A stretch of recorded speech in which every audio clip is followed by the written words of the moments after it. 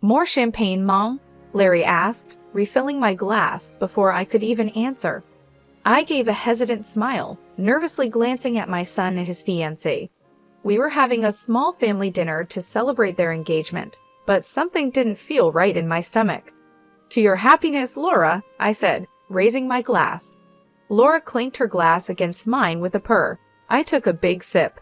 There's something we want to talk about tonight, Larry said, sharing a knowing look with Laura. We're planning a big engagement party next month. Only the best for us.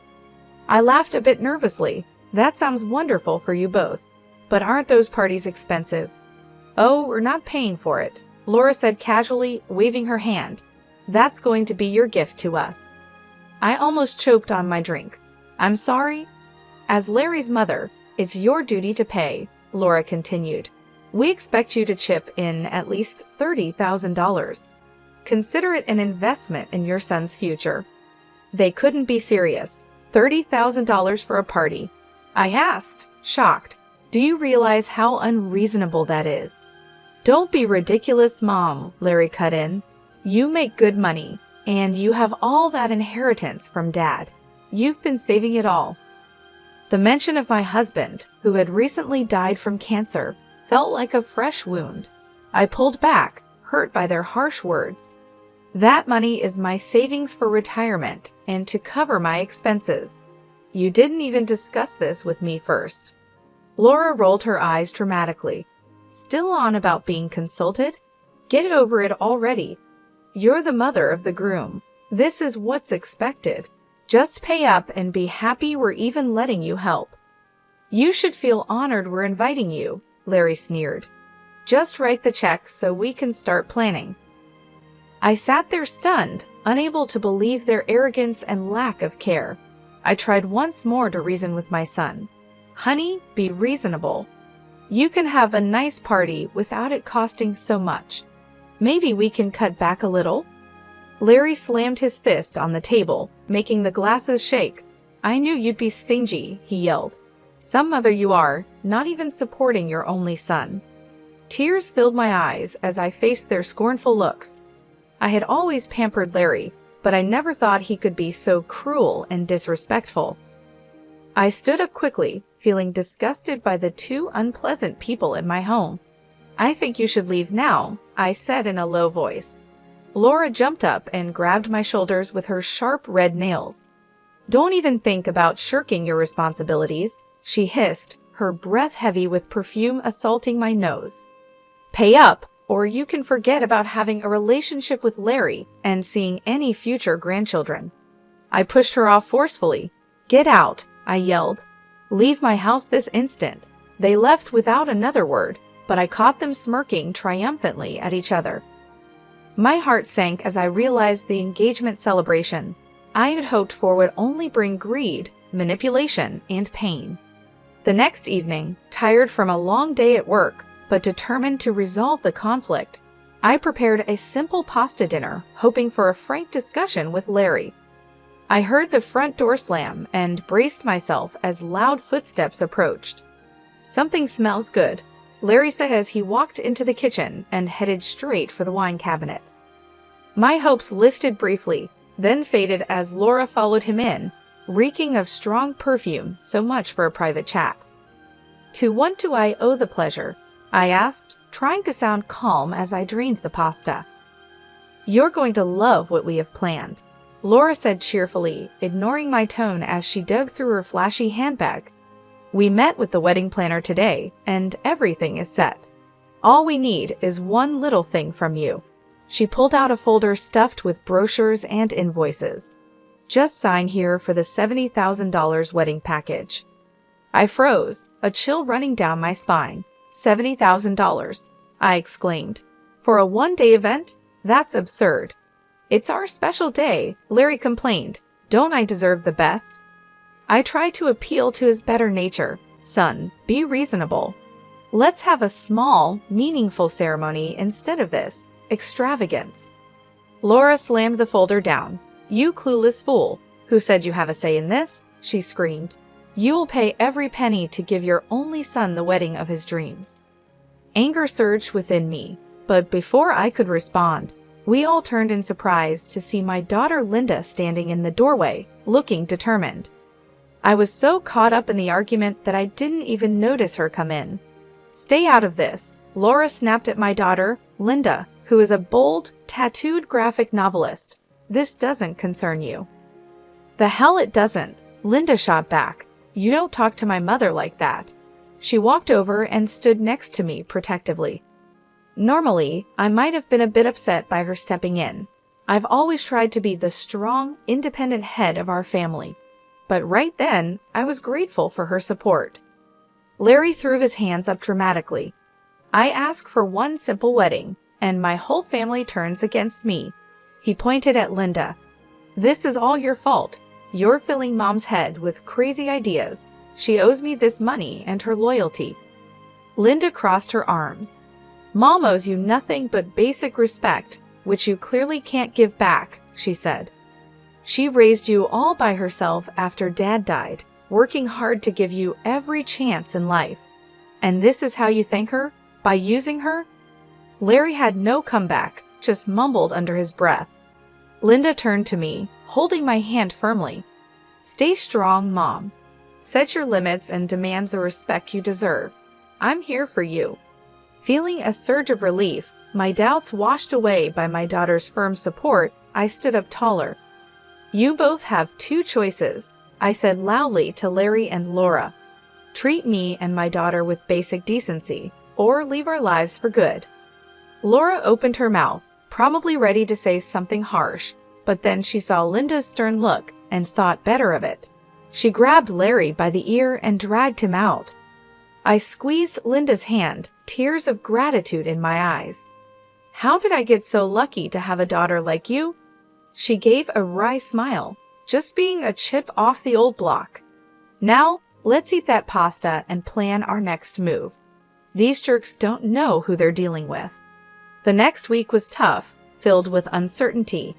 My phone buzzed nonstop with demanding texts and voicemails from Larry, angry when I didn't call back right away.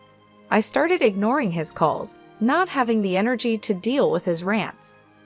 When Saturday afternoon arrived, I decided to treat myself to a manicure to cheer myself up. As I relaxed and the technician worked on my nails, my phone buzzed again. Normally, I would ignore it, but this time, I saw it was Larry's number and curiosity got the better of me. "Hi, honey," I answered cautiously. "It's your witch of a mother," came Laura's harsh voice instead, making my blood start to boil.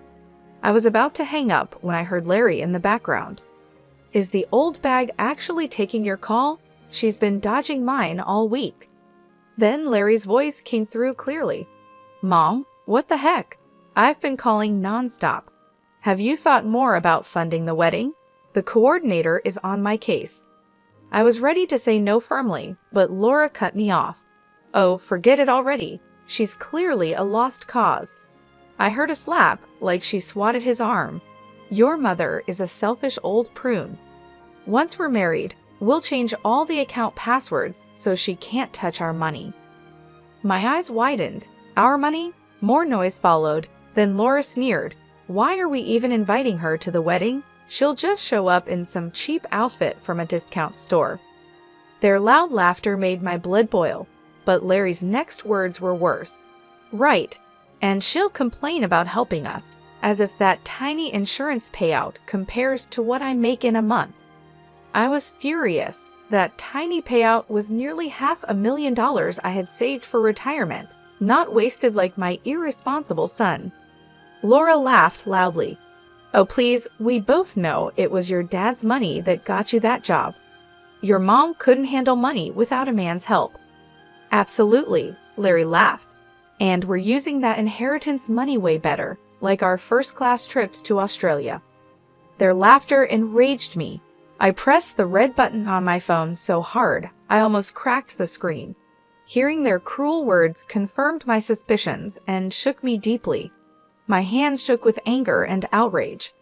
I quickly waved off the concerned looks from the nail technician, threw some cash on the counter, and rushed out the door. I drove home as fast as I could, filled with the need to talk to someone about what happened. Thankfully, Linda was already there, her motorcycle parked unevenly on the driveway. I burst through the front door, and Linda jumped up from the couch, surprised by my upset look. I poured out the whole story, feeling enraged. Linda's green eyes flashed with anger. "Those deceivers," she shouted. "I knew it. They never cared about family or celebration. They just see you as a money source." "I feel so betrayed and used," I said, feeling bitter and trying not to cry. "My own son, how could he?" Linda took me by the shoulders, looking me in the eye. "Mom, listen. We need to get proof and expose these lowlifes for who they are." She slapped her hand with her fist, showing she meant business. "Contact the wedding planner. Get all the documents showing plans made without your oak. I'll look into Laura's background too. I bet her family is rich despite her act." I felt hope and courage rise in me again. Linda was right. It was time to take control and fight back. I hugged her tightly, more thankful than ever for her honesty and strength. "Let's expose them," I said. Over the next 4 weeks, Linda and I collected a lot of evidence showing Larry and Laura's dishonesty. Linda found out that Laura came from a very wealthy family. Her dad owns a big real estate investment company and could easily pay for their extravagant wedding. Meanwhile, I got financial records from the wedding planner showing the huge costs Larry and Laura wanted me to cover $95,000 and counting. "We have everything we need to confront these cheaters," Linda announced, spreading the papers on the dining table. "Let's invite them over to talk about wedding plans, and then reveal what we know," she suggested, her eyes shining with determination. I called them, pretending I was ready to discuss paying for the wedding. They took the bait and agreed to come right away. They arrived on time, the doorbell ringing loudly. Larry and Laura walked in, as usual, full of arrogance and the smell of expensive perfume. "Where's my check?" Larry demanded immediately, never one for subtlety. Laura elbowed him, then put on a fake sweet smile. "Yes, do tell us the good news," she said cheerily. "We have so many decisions to finalize for our big day." I gestured for them to sit down. Linda quietly handed me a thick manila envelope full of damning evidence. My heart raced, but I felt determined. I clasped my hands tightly on the table. "Before we discuss any more plans, I have some concerns," I said. I pulled the papers from the envelope and spread them out in front of me. According to the wedding planner, the current expenses total $95,000. "Can you explain this?" I asked. Laura scoffed loudly. "It's the wedding of the century. What do you expect?" "I expect honest communication about money and shared responsibility," I replied calmly. "For example, why don't Laura's very wealthy parents contribute their fair share?" I showed them a copy of her dad's business profile, showing he was worth tens of millions.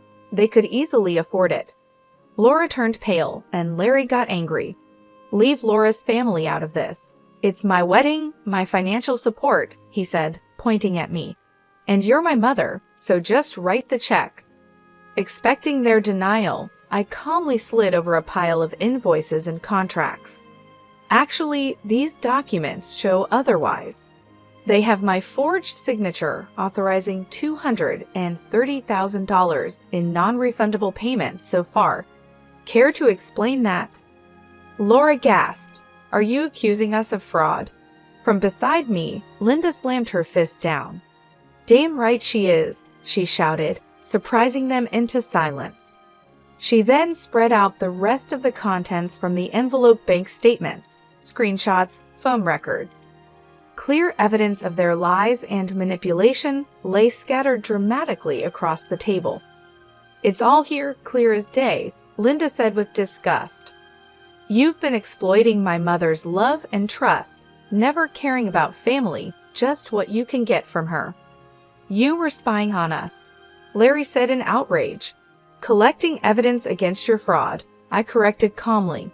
"And now you'll cancel this sham wedding immediately." Laura jumped up furious. "How dare you?" she yelled. "I will marry Larry with or without your money." She turned to my son. expecting support. But Larry just sat there, pale and quiet, overwhelmed by the revelations. Finally, Laura rolled her eyes. "Your spineless mama's boy," she muttered, grabbed her flashy handbag and stormed out. At the doorway, she turned to give one last angry look.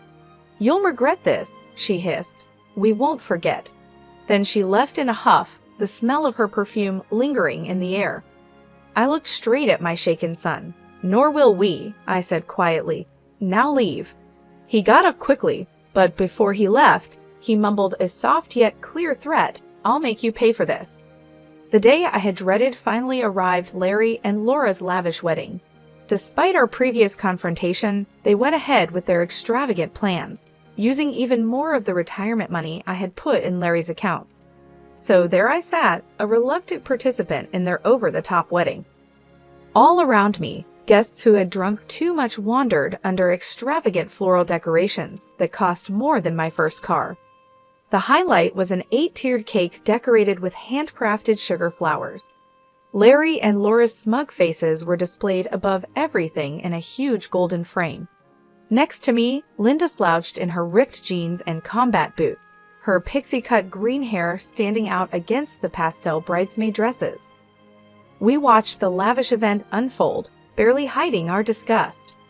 Then, the music changed to a grand wedding march, and the crowd quieted as Larry took his place under a brightly decorated arch. My heart tightened. He looked so much like his father, handsome in his tuxedo, radiating charm. There was no sign of the greedy boy I had confronted weeks ago. As Laura walked down the aisle in a fancy dress that I suspected was charged to my credit card, old memories and sadness surged within me. Over 28 years ago, I had walked that same path, full of naive dreams of love and family that quickly turned sour. My faith in love had faded with my husband's death, and now, the son we had raised showed me the same cold disregard. As the ceremony went on, anger built inside me. I would not stay silent or support this loveless marriage any longer. I stood up abruptly, my chair scraping loudly across the polished floor. Everyone looked at me. Linda took my hand, giving me strength. Clearing my throat, I met Larry's shocked look. "I apologize, but I cannot stay silent about this farce," I declared. The guests murmured in shock. Larry's face turned red, and he looked embarrassed under my stern gaze. Before he could say anything, Laura pushed past him, her eyes full of anger. "How dare you ruin my perfect day?" she shouted, coming toward me with her hands raised aggressively. I stepped back, recoiling from Laura's hostile energy. Linda immediately stepped in front of the bride. "Back off," she said firmly, standing protectively in front of me. A surprised murmur spread through the room. No one else moved to help. Larry kept his head down, not looking at me, and didn't try to stop Laura. My heart broke. All illusions were gone. I no longer had a son. The greedy, cowardly stranger in front of me would never again receive my support or resources. I moved past Linda to speak to everyone. "Let all bear witness to this fake, pretentious wedding," I said loudly. I refused to support these deceivers any longer, and I cut all ties. This farce ends now. I turned and walked briskly to the exit, my skirt swirling dramatically. As I passed my shocked son, I paused long enough to echo his earlier threat, "You'll regret this." Then I walked away confidently, Linda right beside me, our footsteps echoing a firm departure from that toxic place. We stepped into the dim sunlight outside, the doors closing behind us, cutting off Laura's angry shouts. I took a deep, freeing breath. Relief washed over me as Linda and I got into her car. "Thank you for being there with me," I told her, patting her tattooed hand. She smiled slightly. "Are you kidding? I've wanted to stand up to Laura for years." As we drove away from the extravagant deceit, tears came to my eyes, but this time they were tears of relief, not sadness or regret. Looking at my brave, loyal daughter smiling back at me, I knew I would never be alone again. In the months after that disastrous wedding, I changed my phone number. moved to a new place, and shifted my remaining assets, cutting off all contact with Larry and his toxic bride. I heard through rumors that they had their honeymoon in Australia, likely using what was left of my retirement savings. Let them indulge, I thought bitterly. Reality will catch up soon. Sure enough, just a year later, Larry showed up at my doorstep.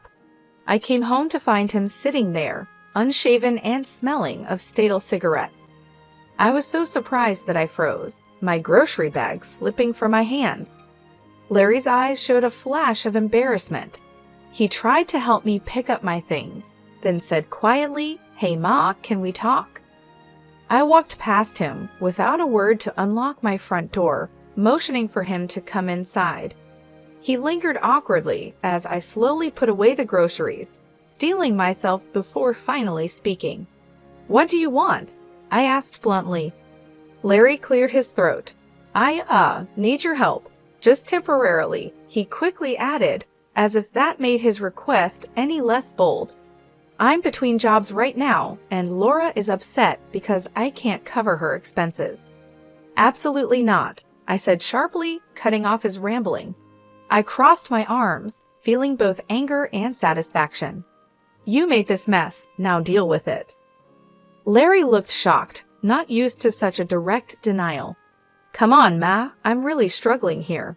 Can't you lend me a few thousand? I'll pay you back, I swear." I stood firm, unmoving. "You never planned to pay me back the first time you emptied my accounts," I reminded him coldly. "Why should I believe you now?" He blushed. "I was wrong before, okay, but I'm still your son." With a swift motion of my hand, I cut him off. "You lost that privilege long ago. I have no son," I declared, pointing at him. "Now you face the consequences. Get out." He tried to speak, but no words came out against my firm disgust. With drooping shoulders, Larry left my house and my life once again. It was about time he experienced the reality of his actions. I locked the door quickly, feeling a rush of vindication before any pity or regret could set in. There was no forgiving someone who repeatedly betrayed me. Larry's pitiful state was proof that karma was catching up with him. I later heard that his fancy tech startup had failed within a year, and my business contacts had shunned him. No investor wanted anything to do with his dubious schemes. Meanwhile, Laura returned to her wealthy father after too many arguments over unpaid bills. The last I heard, she was planning to divorce Larry and was involved with a wealthy older man in Sanremo. That night, Linda and I toasted to their misfortunes over cocktails, laughing about the rumors that Larry was now working in fast food under a fake name. "Karma's a harsh one," Linda said, raising her glass. "Here's to it continuing to bite those who deserve it." I happily clanked my glass against Linda's. "No truer words have been spoken," I agreed. Over the next year and a half, Linda's career took off. More and more high-profile clients wanted her unique tattoo designs and graphic novels. She even got a book deal for her bold memoir about our family struggles, which was creating a buzz before it even hit the shelves. Behind the scenes, Linda trusted me with her growing finances. At her request, I used my years of experience to secure trademarks, negotiate publishing rights, and maximize her profits. I was so proud to see her passions thrive with my help. Linda started appearing in trendy fashion magazines and was featured in popular graphic anthologies. She bought a stylish loft downtown, which served as her business hub and showcased the impressive views she had earned with her talent. To celebrate Linda's success, I planned a small party at her chic new place. It would mark her as a true artistic force and independent businesswoman. Linda welcomed the guests with a bit of nervousness, so I reassured her as I adjusted her blazer. "Just be yourself. Everyone here already loves you." Soon, the loft was filled with Linda's creative friends, including daring writers, top publishers, edgy photographers, and even some famous faces from her celebrity clients, all there to celebrate their favorite artist. My heart swelled with pride hearing such influential people praise my daughter. This was the kind of launch party Larry could only dream of. 3 years ago, our family name was damaged by selfish actions, but now, thanks to Linda's hard work, we had gained respect and admiration at the highest levels of the art world. Late in the evening, I joined Linda on the balcony, looking out over the city lights. She squeezed my hand. "None of this would have been possible without you, Mom. You believed in me when no one else did, and fought for me. I'll always owe you." I hugged her, holding my champagne flute. "Nonsense, my brave girl. Your success is all because of your talent and vision. I just handled the business side so you could focus on creating." Linda smiled. "Well, I definitely got your business sense and Dad's creative flair," she joked, clinking her glass with mine. "Here's to us, beating the odds and staying strong together." I laughed happily, feeling a deep joy as a mother. My daughter and I had survived tough times of greed and betrayal, and now we were thriving on our own success. As the party went on, I quietly raised my glass to the sky, thinking of her late father. We had indeed created a wonderful legacy, one built on integrity, courage, and hard work, not entitlement or manipulation. This legacy stood as a shining example to others, making the likes of Larry envious for years to come. Over the next 3 years, Linda's career continued to rise brilliantly. Meanwhile, I heard through the grapevine that Larry was struggling with obscurity and growing debt. His extravagant lifestyle hung on until his credit ran out and everything fell apart.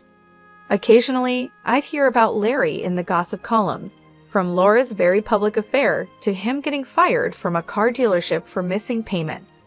I took these stories with quiet satisfaction, confident that our paths would never cross again. I have retired from my corporate role to focus on my passions, pursuing artistic hobbies, helping disadvantaged youth, and planning trips around the world. I also decided to move to a more manageable home and found the perfect place in a scenic coastal senior community. Surrounded by mature trees and vibrant gardens, I enjoyed peaceful walks with close friends, finding a new sense of tranquility. Meanwhile, Linda found her match in Riley, a brilliant software developer who loved her spirited nature.